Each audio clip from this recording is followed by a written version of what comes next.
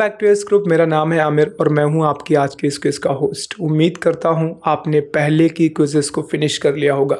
जैसा कि मैंने आपसे प्रॉमिस किया था, ठीक रात 8 बजे मैं फिर से हाजिर होऊंगा, आपके साथ नए क्वेश्चन शेयर करूंगा 15। तो लीजिए हाजिर हूँ फिर से नए 15 क्वेश्चन के साथ। उम्मीद करता हूँ आपने पहले की क्विजेस को फिनिश कर लिया होगा। चलिए स्टार्ट करते हैं अपने आज की क्विज। टाइम नहीं वेस्ट करते हैं और देखते हैं सबसे पहला क्वेश्चन क्या है आज के लिए आपका। Which memory is used to store motherboard and BIOS? Motherboard का डेटा और बायोस का डेटा, इनमें से कौन सी मेमोरी स्टोर करती है? मैं थोड़ा सा आपको बता दूं पहले।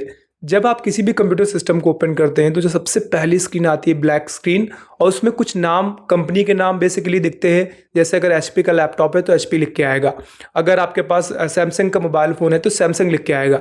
सवाल वही है कि ये कहाँ पे सेव होता है जो हमें दिखाई देता है।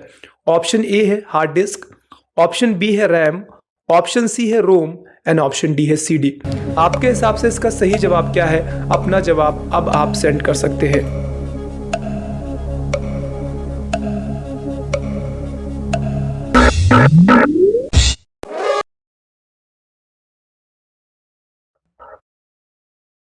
टाइम अप हो गया है। अगर आपने अब जवाब सेंड कर दिया है तो समय है कि आपके द्वारा सेंड किए गए जवाब को वेरीफाई किया जाए, और इसका सही जवाब है रोम, रीड ओनली मेमोरी। देखिए, रीड ओनली मेमोरी का मेन काम ही है कि आप उस पर जो भी डेटा होगा उसको एडिट नहीं कर पाएंगे।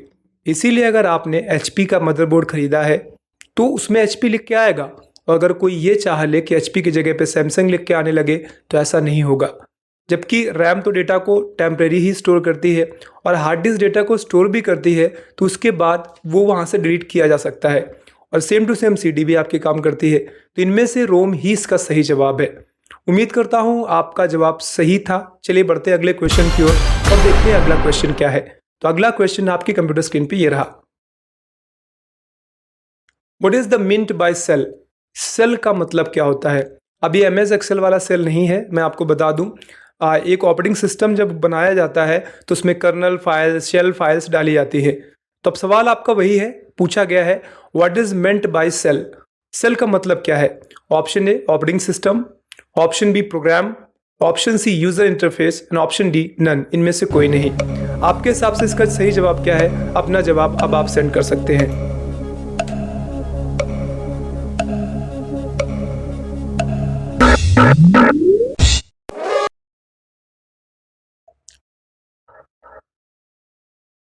उम्मीद करता हूं आपने अपना जवाब सेंड कर दिया होगा, और अब समय है आपके द्वारा सेंड किए गए जवाब को वेरीफाई किया जाए। तो इसका सही जवाब है प्रोग्राम। देखिए, ऑपरेटिंग सिस्टम का एक भाग है, मैंने बताया था। और जब हम बात ऑपरेटिंग सिस्टम की करते हैं तो ऑपरेटिंग सिस्टम कई सारे प्रोग्राम्स का कलेक्शन होता है, तो वहां पे एक प्रोग्राम आपका शेल भी होता है। चलिए बढ़ते हैं अगले क्वेश्चन की ओर, देखते हैं अगला क्वेश्चन क्या है। तो अगला क्वेश्चन आपकी कंप्यूटर स्क्रीन पे ये रहा। ASCII का फुल फॉर्म क्या है? अगर आपको ना पता हो तो मैं बता दूं। जब कंप्यूटर को सबसे पहली बार इंस्ट्रक्शंस दी गई थी ताकि वो कार्य करे, स्पेशली हाई लेवल लैंग्वेज में, मशीन लेवल लैंग्वेज में नहीं। मशीन लेवल लैंग्वेज में तो 0 और 1 के फॉर्म में हमें कोड देने होते हैं, लेकिन जब हाई लेवल लैंग्वेज की स्टार्टिंग की गई थी तो सबसे पहले ASCII कोड्स में ही इंफॉर्मेशन इनपुट की गई थी। तो अब आपका सवाल यह है कि ASCII का फुल फॉर्म क्या होता है?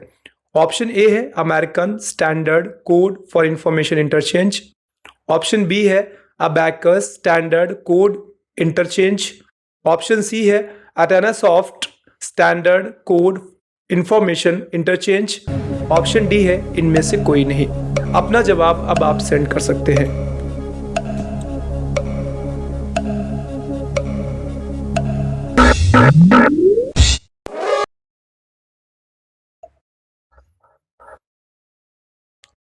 तो उम्मीद करता हूं आपने अपना जवाब सेंड कर दिया होगा, और अब ये सही समय है कि आपके द्वारा सेंड किए गए जवाब को वेरीफाई किया जाए। तो इसका सही जवाब है American standard code for information interchange.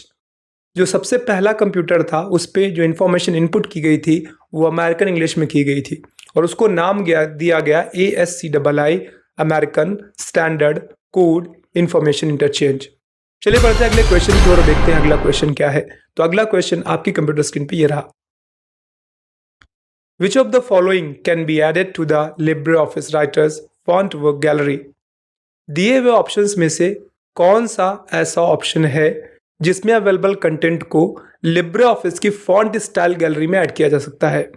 Option A videos, option B audios, option C photos and option D text. आपके हिसाब से इनमें से कौन सी ऐसी चीज है जिसको आप लिब्रे ऑफिस के फॉन्ट स्टाइल पोर्शन पे ऐड कर सकते हैं या फॉन्ट गैलरी पोर्शन पे ऐड कर सकते हैं? आपका टाइम स्टार्ट होता है अब।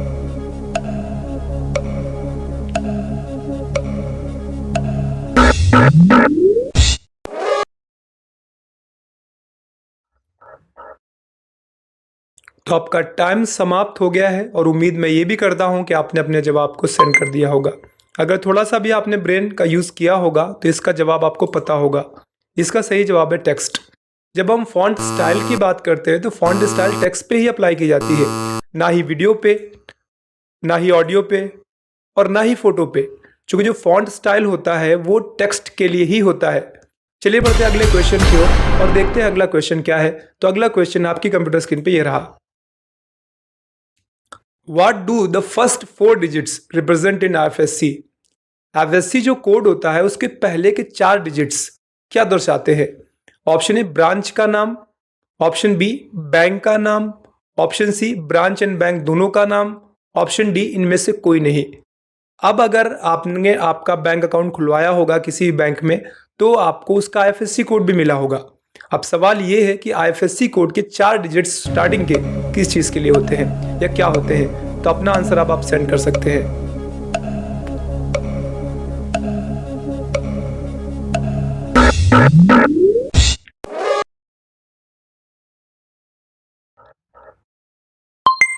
तो उम्मीद करता हूं आपने अपना जवाब सेंड कर दिया होगा और सही भी होगा।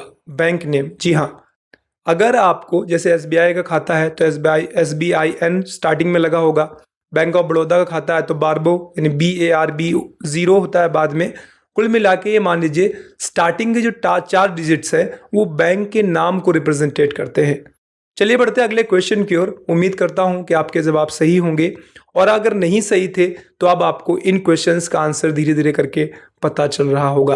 चलिए बढ़ते हैं अगले क्वेश्चन की ओर, देखते हैं अगला क्वेश्चन क्या है। तो अगला क्वेश्चन आपकी कंप्यूटर स्क्रीन पे ये रहा। What will be the full form of API? API का फुल फॉर्म क्या है? अब एपीआई क्या है थोड़ा सा मैं आपको बता दूं। हर एक एप्लीकेशन जब बनाया जाता है तो किसी न किसी दूसरे एप्लीकेशन से कनेक्ट होकर ही कार्य करता है। बेसिकली अगर आप गूगल सर्विसेज का आपने कभी यूज़ किया होगा, प्ले स्टोर से कोई आप ऐप डाउनलोड करते हैं तो कई बार वो एप्लीकेशन किसी दूसरे एप्लीकेशन से पहले लिंक होता है तब जाके वो कार्य करता है। इसी को हम एपीआई कहते हैं। अब एपीआई का फुल फॉर्म आपसे पूछा गया है। ऑप्शन ए है application program information, option B है application perfect interface, option C है application program interface and option D है नन ऑफ दीज, इनमें से कोई नहीं। अगर आपने व्हाट्सएप यूज़ किया है तो व्हाट्सएप भी एपीआई यूज़ करता है। अगर आपने टेलीग्राम यूज़ किया है तो टेलीग्राम भी एपीआई यूज़ करता है। अगर आप फेसबुक यूज़ करते हैं तो फेसबुक भी एपीआई यूज़ करता है किसी ना किसी का। अब सवाल ये है एपीआई का एक्चुअली फुल फॉर्म क्या है? चलिए अपना जवाब आप सेंड कर सकते हैं।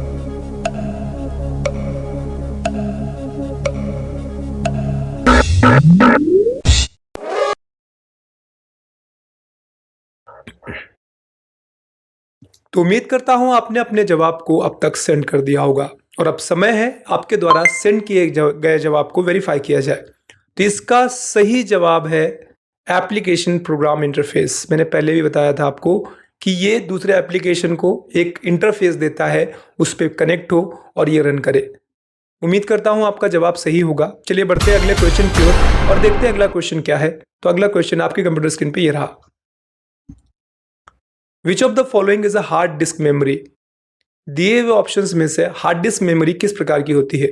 Option A volatile, option B non volatile, option C both यानी दोनों ही, वोलाटाइल नॉन वोलाटाइल दोनों ही हार्ड डिस्क हो सकती हैं, एंड ऑप्शन डी नन, इनमें से कोई भी हार्ड डिस्क का पार्ट नहीं लगता है। आपके हिसाब से इसका सही जवाब क्या है? अपना जवाब अब आप सेंड कर सकते हैं।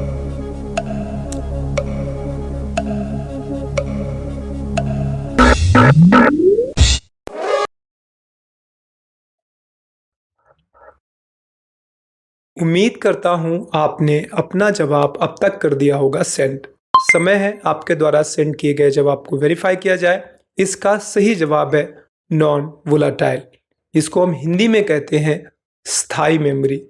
अस्थाई वोलाटाइल और स्थाई वोलाटाइल, अस्थाई वोलाटाइल एंड स्थाई नॉन वोलाटाइल। इसके नाम ही कुछ ऐसे इंग्लिश में कि बंदे कंफ्यूज हो ही जाते हैं।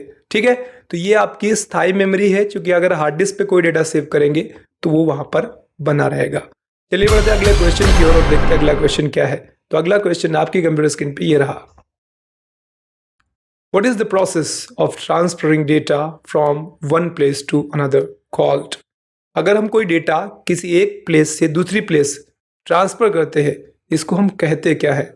Option A data communication, option B data abstraction, option C data manipulation and option D इनमें से कोई नहीं। अपना जवाब अब आप सेंड कर सकते हैं।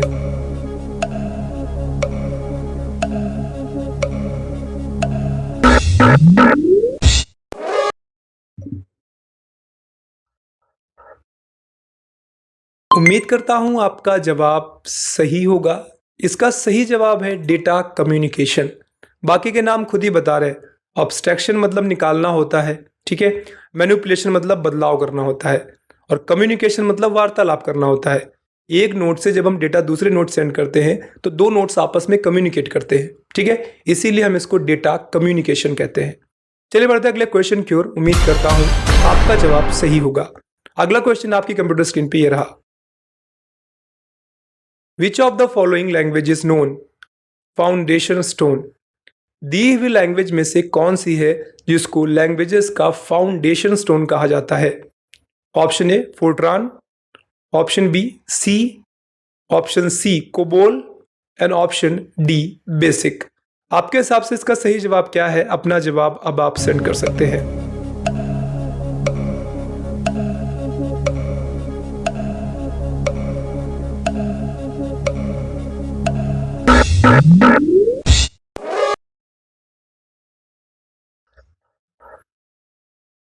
तो उम्मीद करता हूं आपने अपना जवाब अब तक कर दिया होगा सेंड। अब समय है आपके द्वारा सेंड किए गए जवाब को वेरीफाई किया जाए। तो इसका सही जवाब है बेसिक।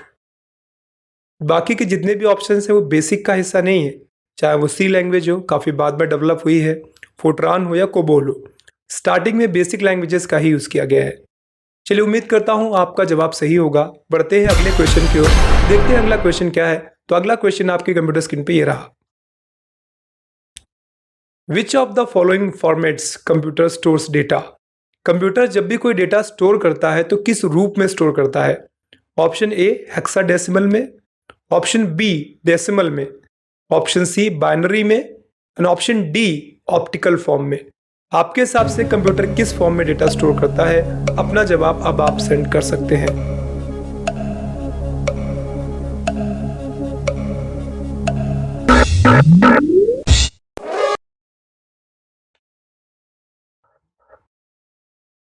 उम्मीद करता हूं आपके द्वारा सेंड किया हुआ जवाब सही होगा। चलिए चेक करके देखते हैं कि आपने सही जवाब दिया है या गलत। इसका सही जवाब है बाइनरी। देखिए बेसिकली जो कंप्यूटर सिस्टम है वो एमएलएल ही समझता है, जिसको हम कहते हैं मशीन लेवल लैंग्वेज। तो जब वो एमएलएल ही समझता है तो एमएलएल में ही स्टोर करता होगा। अब एमएलएल जो होता है उसी को हम बाइनरी लैंग्वेज भी कहते हैं। चलिए बढ़ते हैं अगले क्वेश्चन की ओर, देखते हैं अगला क्वेश्चन क्या है। तो अगला क्वेश्चन आपकी कंप्यूटर स्क्रीन पे ये रहा। Which of the following command is use to print? अगर हमें प्रिंट करना है तो उसके लिए हम किस कमांड का यूज करेंगे? ऑप्शन ए div यानी div का, option B tpwd, option C print and option D none of these, इनमें से कोई नहीं। आपके हिसाब से इसका सही जवाब क्या है?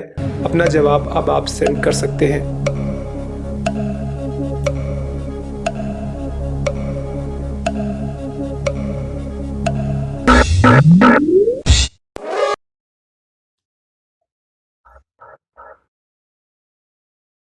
हो सकता है आपने अपना जवाब अब तक सेंड कर दिया होगा, थोड़े बहुत कंफ्यूज भी होंगे कि हम किस कमांड का यूज़ करते हैं।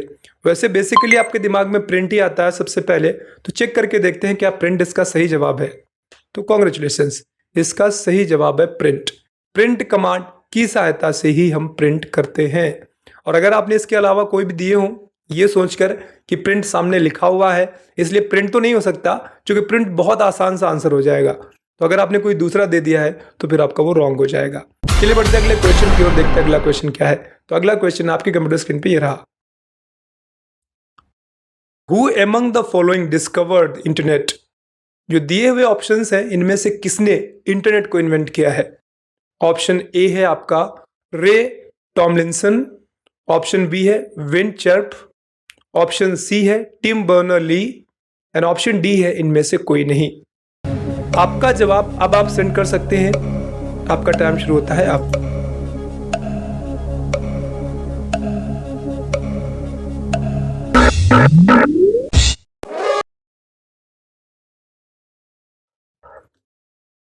उम्मीद करता हूं आपने अपना जवाब सेंड कर दिया होगा और अब सही समय है आपके द्वारा सेंड किए गए जवाब को वेरीफाई किया जाए। तो इसका सही जवाब है विंडचर्प। हालांकि ये अकेले नहीं, इनके साथ एक और भी इंजीनियर थे जिन्होंने मिलकर इसको डेवलप किया, बट फिर भी मेजर पोर्शन इन्हीं का आता है। इस वजह से जब भी हम बात इंटरनेट की करते हैं तो इंटरनेट के साथ इनका आता है, जबकि बात जब हम www की करते हैं, वर्ल्ड वाइड वेब, तब बात आती है टिम चार्ल्स बर्नर-ली की। चलिए बढ़ते हैं अगले क्वेश्चन की ओर, देखते हैं अगला क्वेश्चन क्या है। तो अगला क्वेश्चन आपकी कंप्यूटर स्क्रीन पे ये रहा। What will be the full form of SMD? SMD का फुल फॉर्म क्या है आपके हिसाब से? Option A surface making device, option B surface model device, option C surface mount device and option D इनमें से कोई नहीं। अपना जवाब अब आप सेंड कर सकते हैं।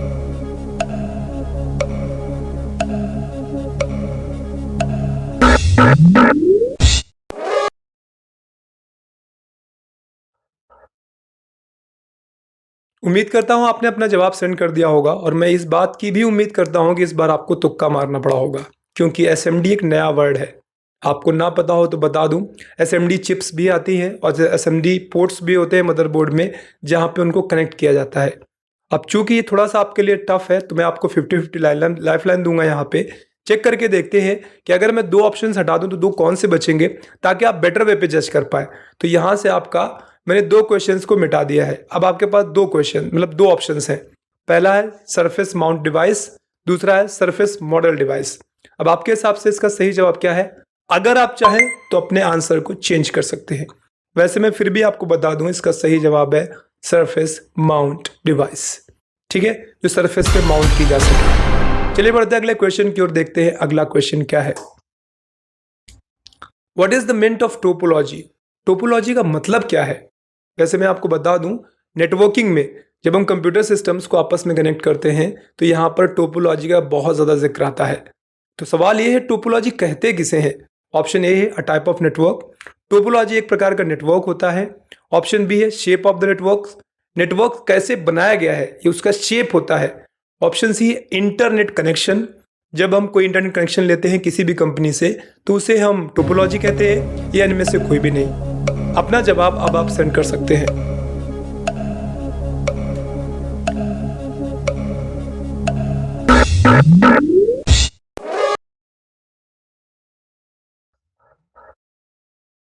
उम्मीद करता हूं आपने अपना जवाब अब तक सेंड कर दिया होगा और जवाब आपका सही भी होगा। वैसे मैं आपको बता दूं, थोड़ा समझा भी दूं।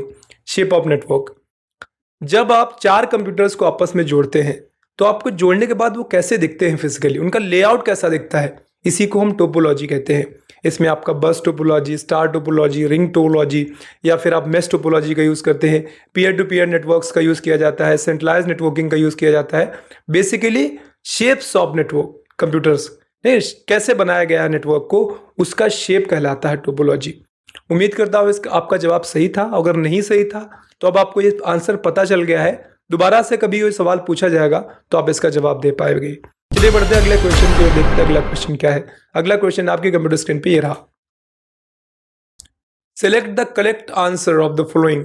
इनमें से जो लिखी हुई चीजें हैं इनमें आपके हिसाब से सही कौन सी है? पहला वाला आपकी स्क्रीन पे मैं पढ़ूंगा नहीं, आप देख सकते हैं।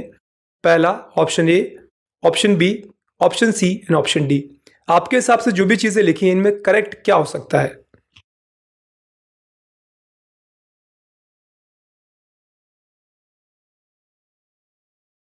उम्मीद करता हूं आपने देख लिया होगा। अब आपका टाइमर शुरू होता है, अपना आंसर सेंड करिए।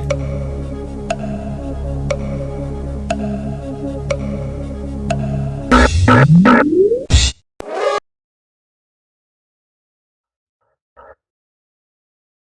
करता हूं आपने अपना जवाब अब तक सेंड कर दिया होगा। सही समय है आंसर को पता करने का। सही जवाब आपके सामने पहला है।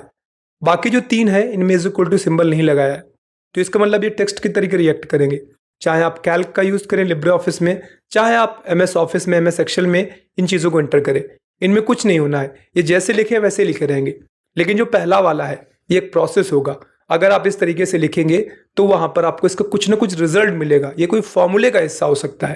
तो इसका सही जवाब पहला वाला है। ठीक है, जो फॉर्मेट को कम से कम दर्शाता है। आपके कुछ नए क्वेश्चन सीखने को मिले ताकि आप फ्यूचर में उनका यूज कर पाएंगे, और कुछ क्वेश्चंस पहले से के आपको पता थे तो वो भी आप जान पाए कि आपका जो आंसर आपको पता था वो सही है या गलत है। कल ठीक रात 8 बजे मैं फिर से मिलूंगा आपसे नए 15 क्वेश्चंस के साथ। अगर आपने फॉर्म नहीं भरा है तो प्लीज प्लीज प्लीज अब तक फॉर्म भर दीजिए, क्योंकि जिन भी स्टूडेंट्स ने फॉर्म भरे हैं उनको उनका रोल नंबर और उनका पासवर्ड दे दिया गया है। 30 नवंबर को आपका एग्जामिनेशन होना है। जो भी आप डेली 15 क्वेश्चंस कर रहे हैं, और बाकी रिवॉर्ड मनी से लेकर के हर एक चीज़ मैंने ऑलमोस्ट आपके साथ शेयर कर दी है। और अब मैं यूट्यूब पे भी अभी मैं पोस्ट कर दूंगा उसको, ताकि जिनको नहीं पता है तो उनको भी पता चल जाए। कोई भी अप्लाई कर सकता है, भले ही वो एज ग्रुप का स्टूडेंट हो, मतलब ऑफलाइन मोड पे हमारे यहाँ पे आकर पढ़ रहा हो, या फिर वो बाई यूट्यूब चैनल, हमारे यूट्यूब चैनल से पढ़ रहा हो, कोई भी उस एग्ज़ाम के लिए अप्लाई कर सकता है। एंट्री फीस मात्र 20 रुपीज़ है। और विनर के लिए जो टॉप 3 विनर्स होंगे, पहले वाले के लिए 1000, सेकंड वाले के लिए 500 एंड थर्ड वाले के लिए 200 रुपीज़। बाकी टॉप 100 स्टूडेंट्स के सर्टिफिकेट बनेंगे।